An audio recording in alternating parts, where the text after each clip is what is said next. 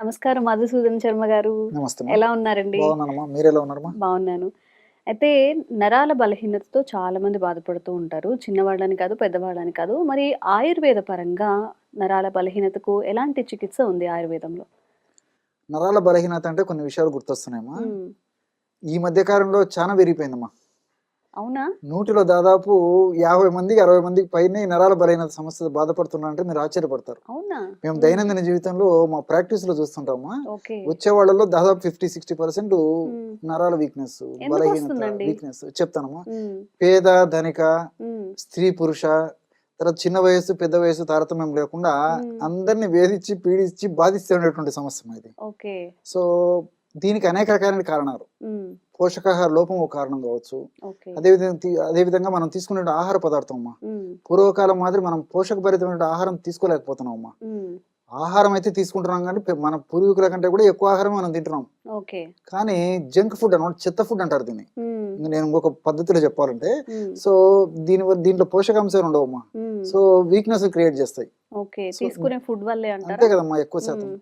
తర్వాత కొన్ని వ్యాధుల వల్లమ్మా, సపోజ్ షుగర్ ఇట్లా ఉన్నప్పుడు కూడా నరాల హ్మ్. బలహీనత ఉంటుంది. హ్మ్. అదేవిధంగా బీపీ, తర్వాత ఇట్లాంటి సమస్యల వల్ల కూడా నరాల బలహీనత. హ్మ్. హార్మోనల్ సమస్య ఉన్నప్పుడు నరాల బలహీనత ఉంటుంది. హ్మ్. తర్వాత మెదడుకు సంబంధించినటువంటి సమస్యలు ఉన్నప్పుడు నరాల బలహీనత ఉంటుంది. హ్మ్. ఇలా రకరకాలైన కారణాల వల్ల నరాల బలహీనత వస్తూ ఉంటుందమ్మా. ఓకే. రెండోది ఏమంటే ఆయా వ్యాధులకు వాడేటువంటి కొన్ని రకాలైనటువంటి ఈ కెమికల్స్, హ్మ్. ఈ కృత్రిమ రసాయన ఔషధాల వల్ల కూడా నరాల బలహీనత వస్తుంది. ఓకే. సో, బీపీ టాబ్లెట్స్ వల్ల, కొన్ని హ్మ్. రకాల మందుల వల్ల సైడ్ ఎఫెక్ట్స్‌లో భాగంగా నరాల బలహీనత వస్తుంటుంది. హుహు. అదేవిధంగా కొన్ని రకాలైనటువంటి మానసికమైనటువంటి సమస్యలకి మందులు వాడుతుంటారమ్మా. హ్మ్. సో, వాటి వల్ల కూడా నరాల బలహీనత వస్తుంటుంది.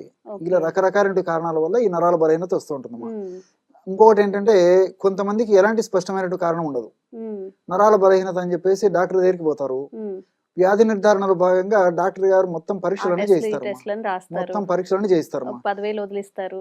ఎంతైనా ఇంక 10,000 కావచ్చు, ఎక్కువ కూడా కావచ్చుమా. ఆ! అందులో అంతా నార్మల్‌గా ఉంటుంది. హ్మ్. పేషెంట్ బాగా డిసప్పాయింట్ అయిపోతాడు. అవును. ఏంటండి నేను ఇంత ఖర్చు పెట్టుకున్నాను, మరి అన్ని హ్మ్. పరీక్షలు చేసినాడు, దాంట్లో ఏం లేదని చెప్పేసి. అవును. అందులో ఏం కనిపించదమ్మా.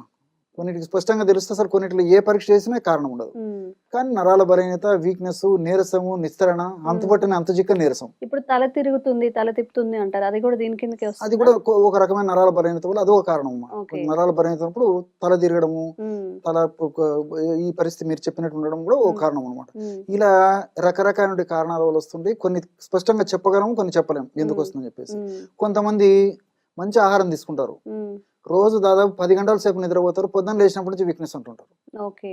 మంచి ఆహారం తీసుకుంటారు, హ్మ్. ప్రోటీన్స్ తీసుకుంటారు, ఫైబర్ తీసుకుంటారు, కార్బోహైడ్రేట్ ఫుడ్ తీసుకుంటారు. హ్మ్. కొంతమంది వీక్‌గా ఫీల్ అయితుంటారు. హ్మ్.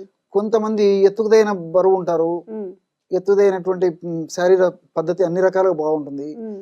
బాగా నిద్రపోతుంటారు. హ్మ్. కానీ నరాల బలహీనత. హ్మ్. నీరసము, నిస్తరణ. కొద్ది ఓకే. పని చేయాలంటే చేత కాదు. హ్మ్. సో, ఈ ఈ యొక్క పరిస్థితిని గుర్తించి ఆధునిక వైద్యంలో కూడా ఈ హ్మ్. యొక్క జబ్బుకు ఒక పేరు పెట్టడం జరిగిందమ్మా. హ్మ్. క్రానిక్ ఫ్యాటిగ్ సిండ్రోమ్ అంటారనమాట. ఓకే.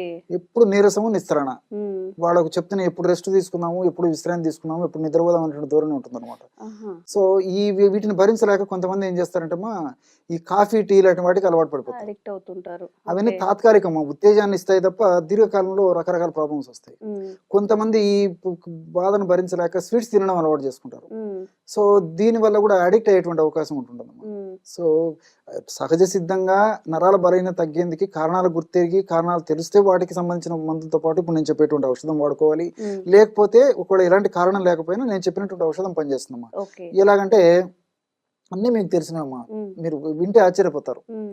సో, ఒక ఒక 100-150 ఎంఎల్ మిల్క్, హ్మ్. మంచి మిల్క్ షేక్ అమ్మా ఇది. ఓకే.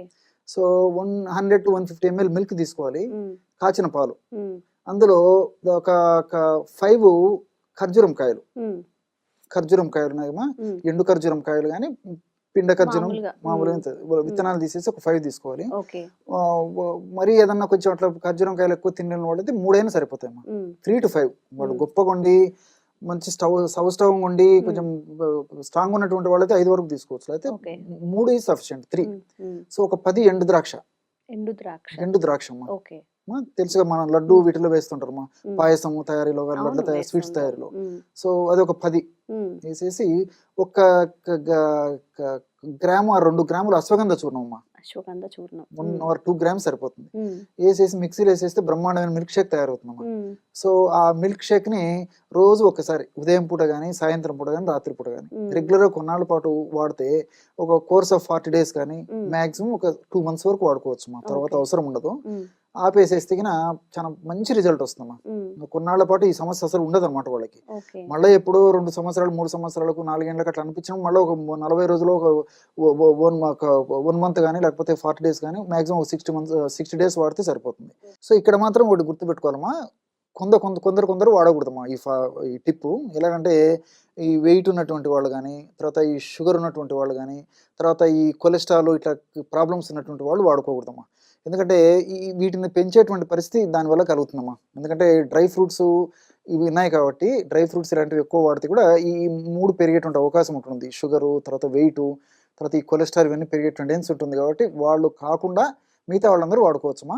మరి వాళ్ళు కూడా వాడదగ్గ దివ్యమైనటువంటి దీనిలాగానే పనిచేసేటువంటి ఫార్ములాస్ కూడా నేను చెప్పడం జరిగిందమ్మా. అలాంటి వాళ్ళు కావాలంటే కానీ ఆ వీడియోస్ చూసుకొని ఆ ఫార్ములాస్ ఫాలో అయితే సరిపోతుంది. సో ఈ యొక్క ఫార్ములా మాత్రం ఈ ముగ్గురు కాకుండా మిగతా వాళ్ళందరూ ఫాలో కావచ్చుమా. నేను చెప్పినటువంటి పద్ధతిలో వాడుకోవడం వల్ల చాలా అద్భుతమైన ఫలితం కలుగుతుంది. మా నీరసము, నిస్త్రాణ, బలహీనత వాళ్ళు ఏ రకంగా అయితే ఆ యొక్క సమస్య గురించి బాధపడుతుంటారో ఆ లక్షణాలన్నీ తగ్గిపోతాయమ్మా. చాలా మంచి విషయాలు తెలియజేశారండి. ధన్యవాదాలు. నమస్తే.